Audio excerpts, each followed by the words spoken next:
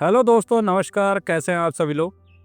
स्वागत है आपका हमारे इस चैनल पर, जिस पर हम आप लोगों को जंगली शिकार की एक से बढ़कर एक कहानियाँ सुनाते हैं। दोस्तों, जैसा कि आप लोग जानते हैं, इस समय हम बलजीत सिंह की कहानियाँ सुन रहे हैं। दोस्तों, हमारी आज की कहानी का नाम है रौसल का आदमखोर। रौसल उत्तराखंड में स्थित एक जगह का नाम है, जहाँ पर एक आदमखोर एक्टिव हो गया था। तब वहाँ के फॉरेस्ट विभाग के आला अधिकारियों ने बलजीत सिंह को अपनी टीम के साथ चंपावत जाने का निर्देश दे दिया। ये जिला एकदम पहाड़ियों पर स्थित है, पास में ही नेपाल की सीमा लगती है। बलजीत सिंह कहते हैं कि हमें उस आदमखोर के डर को एक तय समय सीमा के भीतर खत्म करना था। ये चंपावत जिला उत्तराखंड के पूर्वी किनारे पर स्थित है। चंपावत पहुंचने के बाद बलजीत सिंह वहाँ के फॉरेस्ट रेंजर से मिले और उन्होंने उस रेंजर से कहा कि लेपर्ड को मारने से पहले मैं कोशिश करना चाहता हूँ कि हम लेपर्ड को जिंदा पकड़ लें। अगर हम लेपर्ड को पिंजरे में नहीं पकड़ पाए तब हम उसे मार देंगे। रेंजर को हमारे इस सुझाव से कोई ऐतराज़ नहीं था, इसलिए उसकी सहमति पाकर हम वहाँ से लौट आए। इस कोशिश के पीछे मेरा सोचना ये था कि हम एक लेपर्ड की जान बचा सकते थे। वैसे भी आदमखोर लेपर्ड को चिड़ियाघर भेज दिया जाता है, जहां वो अपनी बाकी बची ज़िंदगी बिताते हैं। लेकिन हमें ये भी ध्यान में रखना था कि पहाड़ में रहने वाले लोगों की लाइफ बहुत कठिन होती है। एक तो वो लोग बड़े खेतों के मालिक नहीं होते, छोटे छोटे सीढ़ीदार खेतों से ज़्यादा अनाज प्राप्त नहीं होता है। ऐसे में बड़े मुश्किल से उनका जीवन यापन हो पाता है। यहाँ तक कि उन्हें अपने घर का चूल्हा जलाने के लिए जंगल से लकड़ियाँ लेकर आनी पड़ती हैं। नहीं तो इतना महंगा सिलेंडर भरा पाना उनके बस की बात नहीं है। पहाड़ों में शहर जैसी सुविधाएं नहीं होती हैं। छोटी छोटी चीज़ों के लिए पहाड़ी लोगों को काफ़ी संघर्ष करना पड़ता है। ऊपर से पहाड़ों पर सर्दियां बहुत पड़ती हैं। उन्हें अपने आप को गर्म रखने के लिए, अपने घर को गर्म रखने के लिए लकड़ी जलाने की ज़रूरत पड़ती है। पीने के पानी के लिए भी उन्हें जंगल जाना पड़ता है, थोड़ी दूर नहीं, बहुत दूर। वो पहाड़ जो कई सारी नदियों को जन्म देते हैं और सभी लोगों की प्यास बुझाते हैं, चाहे वो जीव जंतु हों या खेत में लहलहाती फसलें। सबकी प्यास ये पहाड़ ही बुझाते हैं। लेकिन ये पहाड़ पहाड़ी लोगों की प्यास नहीं बुझा पाते हैं, क्योंकि अक्सर पहाड़ों में मकान पहाड़ी के ऊपर बने होते हैं और नीचे घाटी में पानी होता है। अक्सर हम लोगों ने अपने यार दोस्तों से सुना है कि पहाड़ बहुत सुंदर होते हैं, लेकिन पहाड़ का असली जीवन बहुत कठिन है। पहाड़ी लोगों को अपने पशुओं को चराने के लिए जंगल में ले जाना पड़ता है। तो इतनी सारी चीज़ों के लिए जब उन्हें जंगल जाना पड़ता है तो फिर जाहिर सी बात है, जंगल में रहने वाले जानवरों के साथ संघर्ष होना तय है। यही संघर्ष वन्यजीव मानव संघर्ष कहलाता है, जिसे अंग्रेजी में ह्यूमन एनिमल कॉन्फ्लिक्ट कहा जाता है। सामान्यतः पहाड़ों में घर इतनी दुर्गम परिस्थितियों में बने होते हैं कि उस व्यक्ति को मेन रोड तक पहुंचने के लिए 5-6 किलोमीटर पैदल चलना पड़ता है, तब जाकर वो मेन सड़क तक पहुंच पाता है। उसके बाद वहां से कोई मोटर गाड़ी पकड़कर वो बाजार जाते हैं। इतनी कठिन लाइफ जीने के बाद अगर किसी गांव में किसी भी लेपर्ड द्वारा एक बच्चे की मौत हो जाती है, तो गांव वाले चाहते हैं कि उस इलाके के आसपास के सभी लेपर्ड मार दिए जाएं। उन्हें इस बात से फ़र्क नहीं पड़ता कि कौन लेपर्ड आदमखोर है, कौन नहीं। उन्हें अपनी सुरक्षा की चिंता होती है। ऐसे में अगर आप मान लीजिए कि किसी जंगल में हाका लगाया जाए और कोई शिकारी रास्ते पर निशाना लगाकर बैठा हो और वहाँ कोई लेपर्ड भागकर आ जाए और लेपर्ड आदमखोर ना हो, तब भी शिकारी को उस पर गोली चलानी पड़ती है, क्योंकि अगर उसने लेपर्ड को नहीं मारा तो गांव वाले उसको ही मार डालेंगे, लेपर्ड को नहीं, शिकारी को। आप सोच सकते हैं कि एक शिकारी के ऊपर गांव वालों का कितना दबाव होता है। उन्हें इस बात से मतलब नहीं है कि आपका ये मानना था कि ये लेपर्ड आदमखोर नहीं था, क्योंकि उनकी निगाह में सारे लेपर्ड आदमखोर बन चुके हैं। अब गांव वालों को और फॉरेस्ट डिपार्टमेंट को एक बात समझनी होगी कि अगर वो जंगली जानवरों की सुरक्षा करना चाहते हैं तो उन्हें सबसे पहले पेड़ उगाने होंगे और उन छोटे जानवरों की रक्षा करनी होगी जिनका कि शिकार लेपर्ड या टाइगर करते हैं, जैसे कि जंगली सुअर, घुरल, बार्किंग डियर, स्पॉटेड डियर खरगोश आदि। फॉरेस्ट रेंजर से मिलने के बाद अब हमें चंपावत से लोहाघाट जाना था, जो कि वहाँ से 13 किलोमीटर दूर था। यहाँ पर कमाल की बात ये थी कि हमें लेपर्ड को जान से मारने की परमिशन मिली थी, उसे पिंजरे में कैद करने की परमिशन नहीं मिली थी। ये परमिशन हमें 2 दिन बाद मिलने वाली थी और हम लोगों ने सोचा था कि हम पहले लेपर्ड को पकड़ने की कोशिश करेंगे, उसके बाद भी अगर हम असफल रहे तब लेपर्ड को मारने की कोशिश की जाएगी। लोहाघाट के बाद हमारी डेस्टिनेशन रौसल थी, जो कि वहाँ से 35 किलोमीटर की दूरी पर था। लोहाघाट से लेकर के रौसल तक का पूरा रास्ता एकदम से कच्चा था। ऊपर से इस समय मानसून का सीज़न था। मानसून के सीज़न में पहाड़ों में बहुत अधिक लैंडस्लाइड होती हैं, जिसके कारण रास्ते कभी भी ब्लॉक हो जाते हैं। खैर, अब तो रास्तों से ब्लॉक हटाने के लिए बहुत सारी मशीनें आ गई हैं, जिससे कई हफ्तों का काम कुछ ही घंटों में हो जाता है। लेकिन जिस समय की ये कहानी है, उस समय ये काम कई सारे आदमियों द्वारा हाथ से किया जाता था। इसलिए अपनी यात्रा शुरू करने से पहले हमने वहाँ के लोकल सरकारी अधिकारियों और कर्मचारियों से मदद मांग ली थी, ताकि अगर रात में हमें कहीं रुकना पड़े तब हमें कोई सुरक्षित जगह मिल सके। रास्ते में जगह जगह रुककर हमने वहाँ के लोकल लोगों से बातचीत की। हमारी बातें मैनीटर के बारे में होती थी, उसके इलाके के बारे में और उसकी आदतों के बारे में। रौसल पहुँचने के अगले दिन हमें फॉरेस्ट डिपार्टमेंट से लेपर्ड को पिंजड़े में पकड़ने के लिए परमिशन मिल गई और हमें बताया गया कि जल्द ही पिंजड़े हमें मिल जाएंगे। हमारे रुकने के लिए जो रेस्ट हाउस तैयार किया गया था वो काली नदी के किनारे पर था। आप लोगों को मैं बता दूं, ये काली नदी उत्तराखंड और नेपाल को अलग करती थी। नदी के एक तरफ उत्तराखंड का चंपावत डिस्ट्रिक्ट था और दूसरी तरफ नेपाल। वहाँ का नज़ारा कुछ ऐसा था कि हम अपनी नंगी आंखों से नेपाल के गांव में बने घरों को देख पा रहे थे। उस समय नेपाल में माओवादियों का बहुत आतंक था। माओवादी वहाँ की सरकार को बहुत ज़्यादा परेशान कर रहे थे, जिसके कारण नेपाल पुलिस ने माओवादियों को पकड़ने के लिए अपने अभियान तेज कर दिए थे, जिसके कारण ये माओवादी हमारे भारत देश की सीमा में घुसने की कोशिश करते थे। इस घुसपैठ को रोकने के लिए हमारी सरकार द्वारा काली नदी के किनारे किनारे सुरक्षा बलों की पोस्ट यानी कि चौकियां बनाई गई थी। वहां पर सेना के एक कमांडिंग ऑफिसर हुआ करते थे। जब भी हम कभी ऐसे एरिया में अभियान पर जाते थे जहां पर सेना तैनात हो, वहां हमें सेना के अधिकारियों से विशेष परमिशन लेनी पड़ती थी, ताकि हम दिन या रात कभी भी अपने हथियारों को कैरी कर सकें।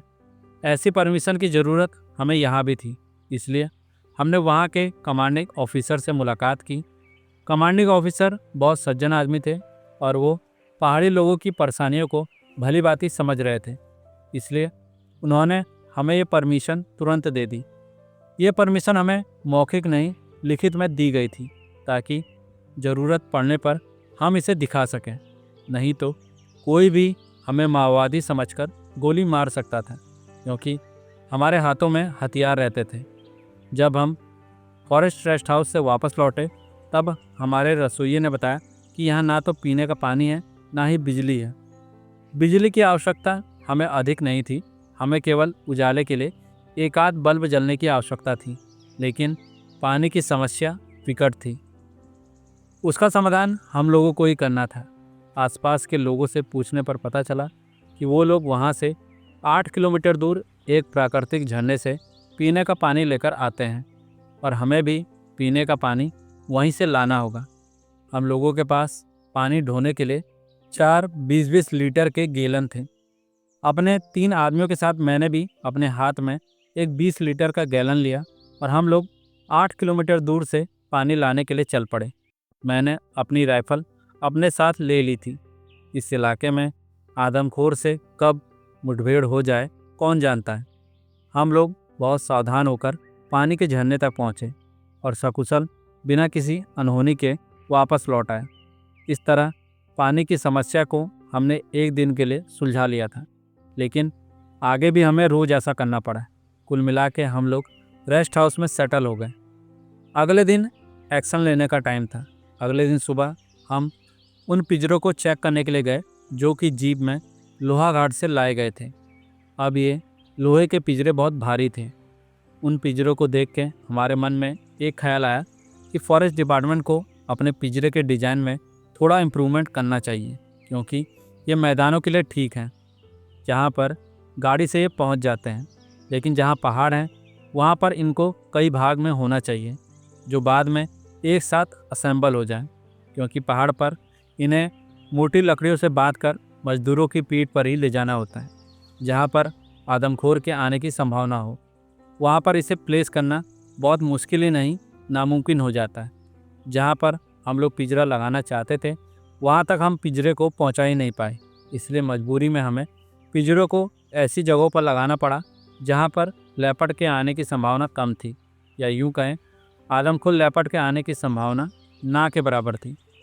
लोहे के पिंजरे में 2 चैम्बर होते हैं, एक छोटा जिसमें कुत्ता या बकरी रखी जाती है, बीच में पार्टीशन होता है। बड़ा इलाका आदमखोर के लिए छोड़ा जाता है, यानी कि जब आदमखोर दूसरे दरवाजे से कुत्ते या बकरी को पकड़ने के लिए घुसता है तो वो उसे पकड़ नहीं सकता, क्योंकि बीच में मजबूत सरियों की दीवार होती है। हालांकि वो उसे देख सकता है। कुत्ता या बकरी डरते रहेंगे, लेकिन पिंजरे का दरवाज़ा बंद हो चुका होगा, क्योंकि उसके अंदर एक हिलती हुई जाली होती है।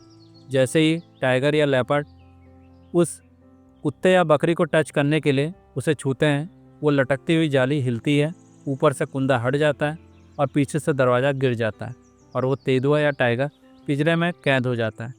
उसे दिख रहा होता है कि वो शिकार जिसके लालच में वो यहाँ पर आया था वो तो उसे नहीं मिला, लेकिन वो लालच के चक्कर में इस पिंजरे में फंस गया। हमें 4 पिंजरे दिए गए थे। उन चारों पिंजरों को अपने हिसाब से जहाँ पर हम प्लेस करवा सकते थे, अपनी मजबूरी के साथ वहाँ पर हमने प्लेस करा दिया और सभी को झाड़ियों से छिपा दिया। उसके बाद हम लोग वापस आ गए। हम कुछ कर सकते थे तो वो एक ही चीज़ थी, वो था इंतज़ार। हम वही कर रहे थे। उन पिंजड़ों को हम रोज़ जाकर चेक करते थे कि उसमें आदमखोर फंसा है कि नहीं, लेकिन वो नहीं फंसा होता था।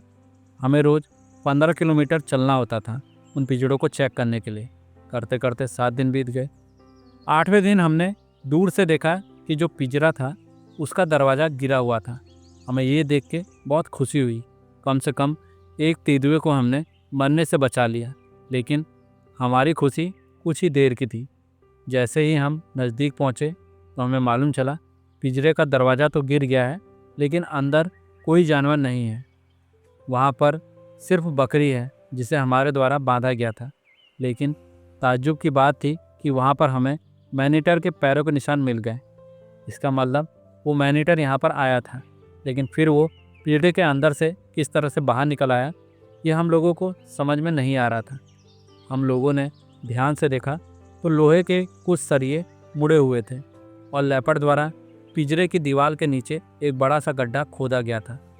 तब हमें याद आया कि बड़ी कठिनाई से पिंजरे को यहाँ पर लाते वक्त एक जगह ये पिंजरा थोड़ा गिर गया था।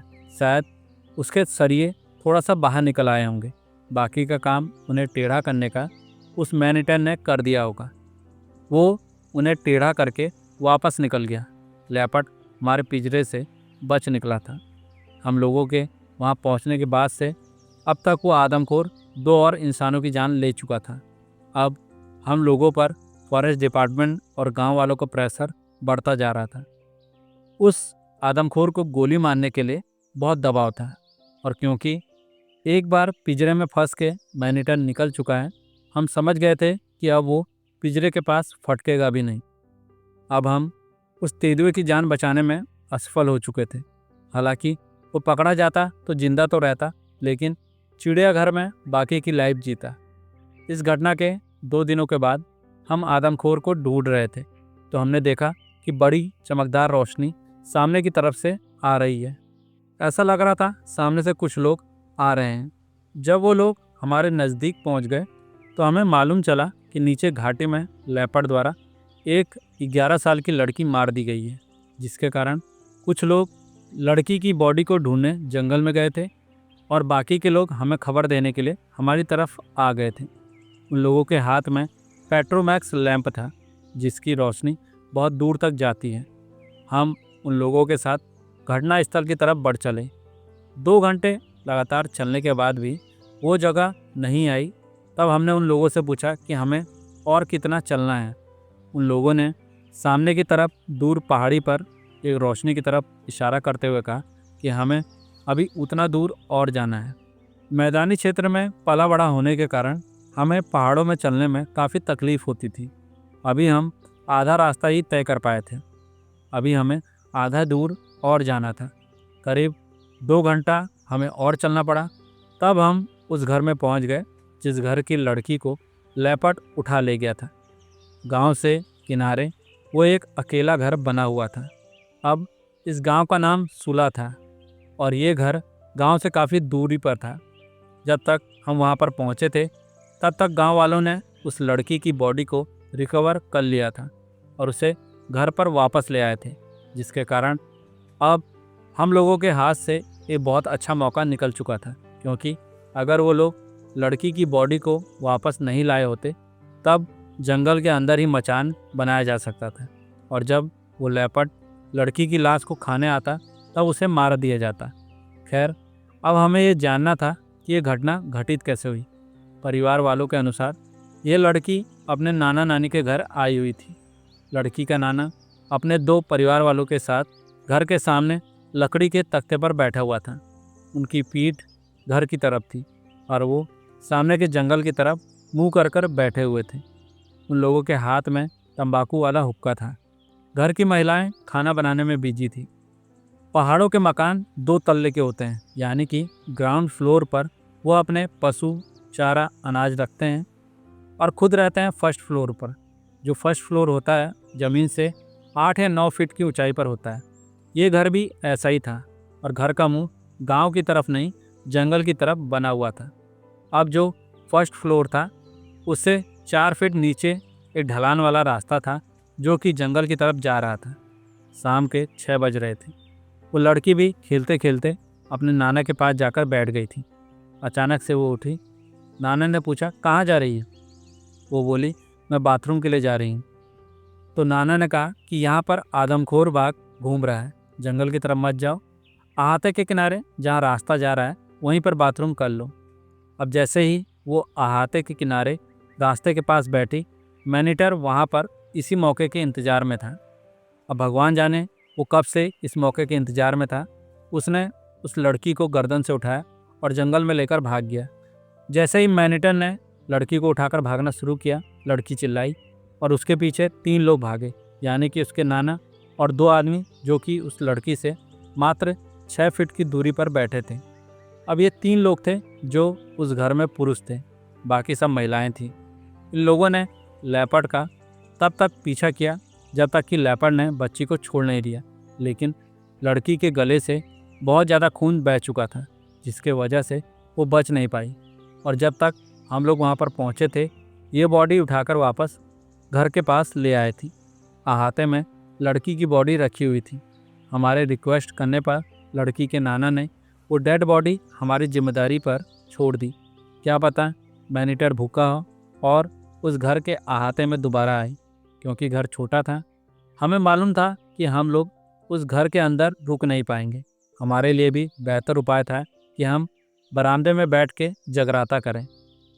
लड़की के पैर को हमने एक लोहे के तार से खूंटे से बांध दिया ताकि अगर लेपर्ड झटके से बॉडी को उठाकर भागने की कोशिश करे तो भाग ना पाए। पूरी रात हम लोग वहाँ पर बैठे रहे, लेकिन कोई फ़ायदा नहीं हुआ। वो आदमखोर नहीं आया। हो सकता हो कि वो वहाँ आया हो और हमें देखकर लड़की के पास ना गया हो। अगले दिन सुबह उस लड़की की डेड बॉडी का अंतिम संस्कार कर दिया गया। वो लोग इतना ज़्यादा डरे हुए थे कि उन्होंने हमसे कहा कि हम एक रात और उनके यहाँ पर रुक जाएं। उन लोगों को लग रहा था कि मैनीटर, जिसके हाथ से पिछला शिकार छीन लिया गया है, वो पक्का अपना दूसरा शिकार लेने के लिए लौटेगा। हमने उन्हें सहमति दे दी कि हम एक रात और आपके घर के पास रुकेंगे। दोपहर में खाना लाने के लिए पास के गांव के एक आदमी को हमने अपने रेस्ट हाउस में भेज दिया ताकि वो हमारे आदमियों से कह सके कि वो हमारे पास तक खाना पहुंचा दे। और हम एक पेड़ के नीचे सो गए। हमने ये तय किया था कि हम शाम को 4:30-5 बजे तक सोएंगे तब तक हमारा खाना आ जाएगा। उसके बाद हम खाना खाएंगे और इस घर के पास में ही एक जानवर को बेड के तौर पर बांध देंगे और बेड के पास ही एक हाइट बनाकर उस पर बैठेंगे। जब हम शाम के 5 बजे सोकर उठे तो हमें मालूम चला कि हमारा खाना तो आया ही नहीं है। तो उस लड़की के नाना ने हमें कुछ सब्जी के साथ चपाती और छाछ पीने के लिए दे दी। मैंने घड़ी में देखा तो अभी शाम के 6 बज रहे थे। हमने जल्दी जल्दी भोजन किया। बेड की तरह इस्तेमाल करने के लिए एक कुत्ता मंगाया गया और घर के पास में एक झाड़ी थी, वहीं पर एक हाइट बनाकर हम उस लेपर्ड के इंतज़ार में बैठ गए। कुत्ते को हमने बांध दिया था 2 कच्चे रास्तों के मीटिंग पॉइंट पर। कुत्ता काफ़ी देर तक भौंकता रहा, लेकिन रात के 10 बजे तक लेपर्ड नहीं आया। तो हम उस मकान में वापस आ गए। हमारा खाना अभी तक नहीं आया था, तो उस घर की महिलाओं ने हमें कुछ चपाती और सब्जियां दी। अब क्योंकि उस घर में सोने की जगह नहीं थी, तो हम फिर रात को उस पेड़ के नीचे ही सो गए, लेकिन एक आदमी बारी बारी से पहरा दे रहा था। अगले दिन जब हम फॉरेस्ट रेस्ट हाउस पहुँचे तो हमें मालूम चला कि हमारा खाना क्यों नहीं आया था। जिस आदमी से हमने संदेशा भेजा था कि हमारा खाना भिजवा देना, उस लिखित संदेश में हमने गांव का नाम तो लिखा ही नहीं था। वो आदमी हमारे आदमियों को नोट देकर चला गया था। हमारे स्टाफ को मालूम ही नहीं था कि खाना लेकर कहाँ जाना है। वापस आते वक्त हमें मैनेटर को मारने का एक और मौका मिला था, लेकिन कुछ ऐसा घटनाक्रम हो गया कि वो मौका हमारे हाथ से निकल गया। हम लोग बहुत ज़्यादा थके हुए थे, हमें नींद भी बहुत ज़्यादा आ रही थी। तो अब पहाड़ी पर चढ़ते वक्त करीब 5 घंटे चढ़ने के बाद मैं बहुत ज़्यादा थका महसूस करने लगा और कंधे पर लटकी राइफ़ल मुझे भारी लगने लगी। तो एक पहाड़ी लड़के को मैंने अपनी राइफ़ल दे दी, जो हमारे साथ ही चल रहा था। जब हम लोग वॉक कर रहे थे, वो लोकल बॉय का पैर स्लिप कर गया और वो गिर गया। हालांकि इसमें उसकी कोई गलती नहीं थी। मैंने राइफ़ल को उठा के देखा, मुझे उसमें कोई कमी नज़र नहीं आ रही थी। ऐसा नहीं लग रहा था कि राइफ़ल को कोई डैमेज हुआ है, लेकिन राइफ़ल के ऊपर जो निशाना लगाने वाली मक्खी होती है, उसे मैंने ठीक से नहीं देखा था। और क्योंकि हम लोग बहुत ज़्यादा थके थे, तो जब हम रेस्ट हाउस पहुँचे, खाना खाया, फिर उसके बाद सो गए। राइफ़ल के बारे में बिल्कुल भूल गया कि वो गिरी थी। मैंने एक बार भी निशाना लगा के चेक नहीं किया कि राइफ़ल ठीक से काम कर रही है कि नहीं। सुबह 5:30 बजे हम लोग उठे और फिर चल पड़े आदमखोर को ढूंढने के लिए, अपनी स्पॉटलाइट उठा के। काफ़ी देर ढूंढने के बाद जब हम अपनी सर्च को ख़त्म करने के इरादे में थे, हमें सड़े मांस की बदबू आने लगी। हमें लग रहा था कि हम सांस भी नहीं ले पा रहे हैं। उस गंध का पता लगाने के लिए जब हम आगे बढ़े, तभी वो मैनीटर एकदम हमारे सामने से निकल गया। लेपर्ड मेरे बहुत नज़दीक था। मैंने राइफ़ल को अपने कंधे पर लगाया और गोली चला दी। एकदम से मेरा निशाना मिस हो गया। मुझे आश्चर्य हो रहा था कि इतने नज़दीक से निशाना कैसे मिस हो गया। तब मुझे याद आया कि ये राइफ़ल तो गिर गई थी और मैंने इसे ठीक से चेक नहीं किया था। मेरी इस गलती का खामियाजा मैंने भुगता, वो भी उसके बाद लगातार 7 दिन की मेहनत करके। जब मैंने अपनी राइफ़ल को टेस्ट किया तो वो करीब करीब टारगेट को 1 फुट लेफ़्ट साइड में हिट कर रही थी। यानी जब मैंने लेपर्ड के शोल्डर का निशाना लिया था तो वो उसकी नाक के बगल से गोली निकल गई थी और यही मुझसे गलती हो गई थी। अब 1 हफ्ते तक हम मैनीटर को ढूंढते रहे, उसका कोई नामो निशान हमें नहीं मिला। बड़ी मुश्किल से हमने 3 भैंस के पाड़े बांधने के लिए मंगवाए थे। ये सभी चंपावत से मंगवाए गए थे। हम बड़े ही संभाल के उन्हें इस्तेमाल कर रहे थे। 8वें दिन हमें मालूम चला कि सुगड़ के पास जो भैंस का पाड़ा हमने बांधा था, उसे मैनीटर ने मार दिया है। हमें मालूम था कि वहाँ तक पहुँचने के लिए हमें 4 घंटे की जर्नी करनी पड़ेगी, तो हम अपने साथ सारा इंतज़ाम ले गए। गद्दे, फोल्डिंग, मचान और रस्सियाँ, ये सारा सामान कैरी किया गया था। जब हम वहाँ पर पहुँचे तो हमें मालूम चला कि वहाँ पर कोई सूटेबल पेड़ नहीं है जिस पर मचान बनाया जा सके। अब ये भी हमारे लिए एक सबक था, क्योंकि जिन लोगों को हमने वो भैंस को बांधने के लिए भेजा था, उन्हें इतनी समझ नहीं थी कि उस भैंस को किसी पेड़ के पास बांधना चाहिए जहाँ पर मचान बनाया जा सके। हमें भी उन्हें इस बात को रिमाइंड करा देना चाहिए था इसमें गलती हमारी भी थी। गलती उनकी भी नहीं थी, क्योंकि करीब 40-42 साल हो चुके थे जब से टाइगर और लेपर्ड के शिकार पर प्रतिबंध लग चुका था। उससे पहले के लोग जानते थे कि मचान कैसे बांधा जाता है, कहाँ बांधा जाता है। हमने आसपास देखा और एक पेड़ को सेलेक्ट किया जिसका तना बीच में से टूट गया था। जमीन से 6 फीट ऊपर वहाँ पर जो डालें थी उन्हें दबा के बैठने लायक जगह बन रही थी, और बाकी की जो डालें थी वो हमें छुपाने का काम कर रही थी, यानी हम छिपे रह सकते थे। लेकिन एक नुकसान ये था कि ये मचान बहुत ही नीचा था, बस 6 फीट की ऊंचाई पर, और जो शिकार मारा गया था वो हमारे पेड़ से मात्र 40 गज की दूरी पर था। लेकिन हमारे पास कोई चारा नहीं था, तो हमने डिसाइड किया कि भाई बैठेंगे तो इसी पेड़ पर।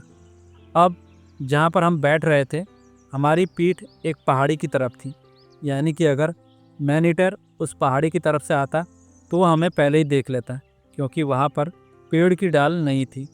वो पक्का उस किल को छोड़ देता और हो सकता है हमें ही किल करने के लिए मंसूबे बनाने लगता। तो हमें इस बारे में सतर्क रहना था। लेकिन अगर वो जंगल की तरफ से आता तो हमें नहीं देख पाता। अब मचान के नीचे पहाड़ी की तरफ पत्थरों की एक गली जैसी थी, जो कि करीब 10 फीट चौड़ी थी और धीरे धीरे ढलान की तरफ जा रही थी। मैं आपको ज़मीन के बारे में सारी जानकारियाँ इसलिए दे रहा हूँ क्योंकि आने वाले घटनाक्रम में ये ज़मीन बहुत ही महत्वपूर्ण बनेगी। हम 2 लोग पेड़ के ऊपर बैठ गए, बाकी के लोगों को हमने वापस भेज दिया। शाम के 6:30 बज रहे थे। मचान पर बैठे बैठे हमें 1 घंटा हो चुका था। तभी हमें मांस को चीरने और हड्डियों के टूटने की आवाज़ सुनाई थी, ऐसी आवाज़ जो किसी जानवर को खाने पर आती है। उस समय तक अंधेरा हो चुका था। यह आवाज़ उसी तरफ से आ रही थी जिस तरफ शिकार पड़ा हुआ था। हमने करीब 15-20 मिनट और इंतज़ार किया, क्योंकि जब लेपर्ड अपने शिकार को खा रहा होता है और जब वो कंफर्टेबल हो जाता है तो इतना मगन हो जाता है कि फिर उसे आसपास की चिंता नहीं रहती। बस आपको ध्यान रखना होता है तो एक बात का कि आपको फुसफुसा के कुछ भी नहीं बोलना है। अगर आपने कुछ बोला तो लेपर्ड वहाँ से गायब। अब हम लोगों के बीच में ये तय हुआ था कि मेरा दोस्त जो मेरे साथ मचान पर था वो गोली चलाएगा, मैं स्पॉटलाइट दिखाऊंगा। मैं अपने पास एक 12 बोर की शॉटगन हमेशा रखता था, वो भी तब जब मैं राइफ़ल का इस्तेमाल नहीं कर रहा हूँ। जब 15-20 मिनट के बाद हमने टॉर्च जलाई तो देखा लेपर्ड आराम से शिकार खा रहा है। उसका एक पंजा शिकार के ऊपर है और उसका चेहरा हमारी तरफ है। अब क्योंकि उसका चेहरा हमारी तरफ था, हम बहुत ही निचाई पर बैठे थे, यानी कि 6 फीट की ऊंचाई पर। ऐसे में हेडशॉट मारना बड़ा ही मुश्किल होता। मैंने स्पॉटलाइट बंद कर दी। मेरे साथी ने मुझे कोहनी मारी कि स्पॉटलाइट जलाओ, लेकिन हम बहुत ज़्यादा निचाई पर थे कि सिर्फ उसका चेहरा देख पा रहे थे। सिर्फ सिर पर गोली मारना बहुत मुश्किल था, क्योंकि उसकी आंखें भी चमक रही थी, जिसकी वजह से उसका पूरा सर नहीं दिख रहा था। मैंने ऐसी कई घटनाएं देखी हैं कि जब लेपर्ड के सिर पर गोली मार दी जाती है और गोली आर पार भी निकल जाती है, उसके बाद कई महीनों तक वो लेपर्ड जिंदा रहते हैं। इसलिए मैंने स्पॉटलाइट को बंद कर दिया था। मेरे दोस्त ने मुझे फिर से कोहनी मारी। अब की बार थोड़ी ज़्यादा ज़ोर से कोहनी मारी थी, यानी उसे गुस्सा भी आ रहा था और वो ओवर कॉन्फिडेंट था। अब मैंने थोड़ा खुसफुसा के उसके कान में बोला कि अभी मैनीटर थोड़ी देर में उठेगा, अपनी पोजीशन चेंज करेगा, तब हम स्पॉटलाइट जला के उसे गोली मारेंगे। लेकिन जब मैंने फुसफुसा के बोला, मेरे दोस्त ने बोला नहीं अभी जलाओ, क्योंकि फुसफुसाहट की आवाज़ सुन के वो गायब हो जाएगा। बहुत अच्छा शॉट है, ये मौका मैं अपने हाथ से गंवाना नहीं चाहता हूँ। तो मैंने उसको बोला कि दोनों आँखों के बीचों बीच में गोली मारना, और अपनी 12 बोर की शॉटगन को मैंने अपनी जांघ पर रख लिया था और मैंने स्पॉटलाइट को जला दिया। मैनीटर वही पुरानी वाली पोजीशन में बैठा था, बस उसका चेहरा थोड़ा घुमा हुआ था। वो अपने जबड़े से मांस को चबा के काटने की कोशिश कर रहा था। अच्छा निशाना लेकर मेरे दोस्त ने फायर कर दिया। जैसे ही उसने गोली चलाई, अचानक से तूफान आ गया। मैनीटर ने हमारे ऊपर चार्ज कर दिया। अब जैसे ही मैनीटर ने चार्ज किया, मैं पीछे की तरफ ज़मीन पर गिरा। इस हड़बड़ाहट में मैं कुछ कर भी नहीं पाया और अपने चारों हाथों और पैरों का इस्तेमाल करके भागने की कोशिश कर रहा था, जैसे जानवर ज़मीन पर दौड़ते हैं। उस समय सिचुएशन बहुत ज़्यादा टेंस हो गई थी। मैं भूल गया था कि एक नीचे गली थी जो कि ढलान की तरफ जा रही थी। मैं उसमें लुढ़कने लगा और मुझे ऐसा लग रहा था कि मैनीटर ने मुझे पकड़ लिया है और मैं मैनीटर के साथ लुढ़क रहा हूँ। जब मैं उस गली के अंतिम छोर पर पहुँचा और देखा कि मैनीटर वहाँ पर नहीं है और किसी तरह की कोई आवाज़ भी नहीं है, तब मैंने राहत की सांस ली। मैं सुरक्षित हूँ और मुझे मैनीटर ने नहीं पकड़ा है। मुझे कुछ भी दिख नहीं रहा था क्योंकि अंधेरा बहुत घना था। मैं बिना हिले डुले वहाँ पर पड़ा रहा, ये सोच के कि आसपास कहीं मैनीटर बैठा होगा और वो मेरी हरकत करने का इंतज़ार कर रहा होगा। 5 मिनट बीते कि 50 मिनट बीते, मुझे पता ही नहीं चला। मुझे ये भी नहीं पता था कि मेरी बंदूक कहाँ पर है। मुझे ये भी नहीं पता था कि वो मैनीटर अभी तक ज़िंदा है, उसे गोली लगी या नहीं, या वो कहीं घायल है। मैं बहुत ज़्यादा डर गया था। इस वजह से मैं वहाँ चुपचाप लेटा रहा और अपने दोस्त के भाग्य के बारे में सोच रहा था कि वो बचा है कि ऊपर चला गया। थोड़ी देर बाद मैंने सोचा कि उठा जाए, थोड़ा सा चांस लिया जाए। मैंने बहुत ही धीमी आवाज़ में अपने दोस्त का नाम लिया, लेकिन कोई जवाब नहीं आया। अब मुझे लगा कि मैं दूर गिर गया था। मेरा दोस्त नज़दीक गिरा होगा और मैनीटर उसे उठा के ले गया होगा। लेकिन फिर मुझे लगा हो सकता है भाग्य मेरे दोस्त के साथ हो और उसकी जान बचाई जा सके। तो फिर मैंने थोड़ा साहस जुटाया और अपने दोस्त को आवाज़ लगाई, लेकिन फिर कोई जवाब नहीं आया। मैंने गुप्त अंधेरे में उस गैस लाइटर की जो लाइट थी वो स्पॉट लाइट की तरह लग रही थी। अब वो जो गली थी जिसमें मैं लुढ़क के गया था, मैं उस लाइटर की रोशनी के सहारे उससे बाहर आ गया और हिम्मत जुटा के मचान की तरफ बढ़ा। जब मैं मचान के पास पहुंचा तो देखा मेरा दोस्त एक करवट लेकर बेहोश पड़ा है। जब मैंने मचान की तरफ रोशनी की तो देखा मैनीटर भी वहां पर पड़ा हुआ है। जब मैं थोड़ा और आगे बढ़ा तो मैंने देखा कि वो लेपर्ड मर चुका है। अब उस लाइटर की रोशनी में ही मैंने ढूंढा तो मुझे पानी की बोतल मिल गई जो कि हम मचान के ऊपर लेकर बैठे थे। मैंने वो पानी अपने दोस्त के ऊपर छिड़का। थोड़ी मेहनत करने के बाद वो थोड़ा अनमने मन से कुछ बोला। अभी भी वो बेहोशी में ही लग रहा था। मैंने अपने दोस्त से पूछा कि हुआ क्या था, तो उसे कुछ भी याद नहीं था। तो फिर मैंने लाइटर की रोशनी में ही बंदूकों को ढूंढना शुरू किया। हमारी बंदूकें, स्पॉटलाइट और सेल टॉर्च यहाँ वहाँ बिखरे हुए थे। जब मैंने अपनी बंदूक को खोल के देखा तो उसके अंदर जो बैरल में दोनों कारतूस थे, दोनों के दोनों खाली थे, यानी कि दोनों बैरल फायर कर दिए गए थे। जबकि मुझे तो ये याद भी नहीं कि मैंने एक भी गोली चलाई थी, लेकिन मैंने शायद दोनों गोलियां चला दी थी। अपने दोस्त की राइफ़ल को मैंने चेक किया तो उसके अंदर भी खाली कारतूस थे। जब मैं गिर रहा था तो मैंने 2 गोलियों की आवाज़ सुनी थी। इसका मतलब पहले शॉट मारने के बाद जब लेपर्ड ने चार्ज किया तब शायद मेरे दोस्त ने अपनी राइफ़ल से दूसरी गोली भी चला दी थी और लेपर्ड को मार दिया था। जो स्पॉटलाइट थी वो टूट चुकी थी, लेकिन जो सेल टॉर्च थी वो सही सलामत थी। जब तक मैंने अपना सारा सामान इकट्ठा किया तब तक मेरे दोस्त को पूरी तरह से होश आ चुका था। अब उसे वो घटनाक्रम याद आ रहा था। अब मैंने अपने दोस्त का परीक्षण किया, रोशनी मार के देखा। उसको कोई चोट तो नहीं थी। गनीमत की बात थी कि उसका सिर्फ जबड़ा सूजा हुआ था। फिर हमने लेपर्ड के शरीर का परीक्षण किया। ये एक एवरेज साइज का मेल लेपर्ड था। पहली गोली इसके सर के ऊपर से छूकर निकल गई थी, लेकिन दूसरी गोली ने इसके सीने को चीर डाला था। उसके सीने के चिथड़े उड़ गए थे। मेरे दोस्त ने घटनाक्रम सुनाया। दोस्त ने बताया कि जैसे ही मैंने पहली गोली चलाई, मैनीटर ने चार्ज किया। यहाँ तक तो मुझे भी याद था। उसके बाद मेरा दोस्त बोला कि उसने दूसरी गोली चैम्बर में डाली। उसको इतना टाइम नहीं मिला कि वो राइफ़ल को अपने कंधे से लगा सकें, तो उसने ऐसे ही गोली चला दी थी। उसकी राइफ़ल का बट हवा में ही था और जब उसने दूसरा शॉट चलाया तो उस राइफ़ल के झटके ने उसका एक जबड़ा सुजा दिया था। झटका करीब करीब ऐसे ही लगा था जैसे कि एक बॉक्सर ने मुक्का मार दिया हो। मेरे दोस्त ने यह भी कहा कि उसे नहीं लगता कि उसके द्वारा चलाई गई दूसरी गोली लेपर्ड को लगी थी। फिर लेपर्ड मर कैसे गया? मेरे दोस्त द्वारा चलाई गई पहली गोली ने लेपर्ड को सिर पर सिर्फ छुआ था। उसके बाद से लेपर्ड हम पर बहुत गुस्सा हो गया था। गोली की आवाज़ सुनकर उसे झटका सा लगा था, इसलिए उसने हम पर चार्ज कर दिया था।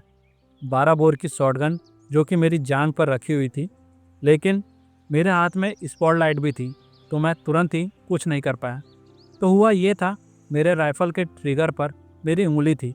जब मैनीटन ने छलांग लगाई तो मेरी राइफ़ल की नली से वो टकराया और मेरे दोनों ट्रिगर अपने हाथ से दब गए, इसलिए उसकी छाती के चिथड़े उड़ गए। यानी कि मैनीटन ने अपने आप को खुद ही गोली मार ली थी।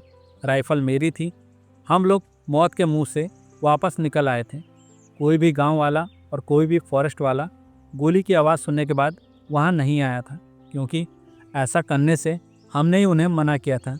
अब उनको बुलाने के लिए हमने 2 फायर और किए, लेकिन वो फिर भी नहीं आए। तो हमने डिसाइड किया कि हम रात यहीं पर गुजारेंगे। अब क्योंकि मैनीटर मर चुका था, तो हमें ज़मीन पर किसी तरह का कोई खतरा नहीं था। उस लेपर्ड की डेड बॉडी से थोड़ी दूरी पर हम सो गए। हमें बहुत अच्छी नींद आई, क्योंकि हमें लग रहा था कि हमने अच्छा और बहादुरी वाला काम कर दिया है। सुबह 6 बजे हमारी नींद खुली, जब हमें फॉरेस्ट स्टाफ के द्वारा उठाया गया, और तब तक कुछ गांव वाले भी वहां पहुंच चुके थे। वो सारे लोग खुशी से फूले नहीं समा रहे थे, क्योंकि उन्होंने लेपर्ड की लाश को देख लिया था। उन लोगों ने हमें बहुत धन्यवाद दिया कि हमने उन्हें मुसीबत से छुटकारा दिला दिया है। तो दोस्तों, इस तरह ख़त्म होती है ये कहानी। नई कहानी में हम फिर मिलेंगे। अगर आपने अभी तक चैनल को सब्सक्राइब नहीं किया तो चैनल को सब्सक्राइब कर लीजिए। चलिए दोस्तों, मिलते हैं अगले सप्ताह एक और नई रोमांचक कहानी के साथ। तब तक के लिए नमस्कार, शुभ रात्रि।